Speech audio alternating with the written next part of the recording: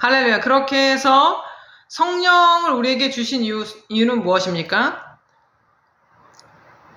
예수님의 이름으로 성령 안에서 하나님께 구하라. 기도하기 위해서 성령을 우리에게 주시죠. 성령으로 기도하고 성령의 음성을 듣고, 사람은 육체는요, 육체를 따르면 성령의 일을 하지 못하고 성령을 따르면 육체가 또 이렇게 반대 방향으로 가기 때문에 우리도 자신 스스로에게 찬양하라고 명령을 해야 되고요. 또 감사하라고 명령을 해야 되고요. 또 기뻐하라고 하지 않으면 우리의 그 체질은 어떻게 땅속에서 자꾸 이제 약간 다운되려고 하고, 여름이니까 기분에 따라서, 감정에 따라서, 상황에 따라서 움직이는 게 인간의 어떤 그 죄성이거든요. 그 타락한 본성은 편한 걸 좋아하고, 기도보다는 우리가 뭔가 할 수 있을 것 같고, 교만해서 하나님이 안 계셔도 내가 뭘 할 수 있을 것 같은 그런 착각에 빠지기 쉽단 말입니다. 그러니까 스스로를 속이는 거죠.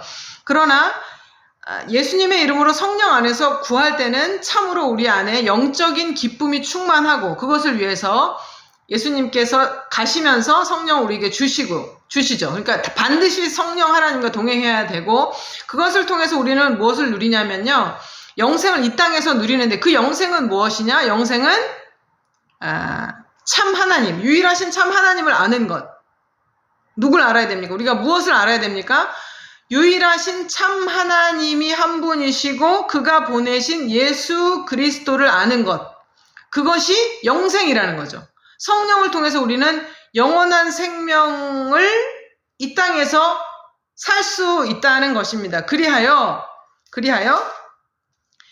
예수 그리스도께서 진리로 거룩하신 것처럼 우리도 진리 안에서 거룩해지고, 우리 스스로는 거룩할 수 없지만 성령의 도우심을 받아서 진리 안에서 거룩해져서 예수님이 하나님의 말씀을 죽기까지 순종하셔서 이 땅에서 구원의 역사를 이루신 것처럼, 우리도 예수님과 하나님이 하나 된 그 안에서 성령을 통하여 하나 됨으로써 이 땅에 하나님의 나라를 확장해가는 그런 역할을 하는 거죠.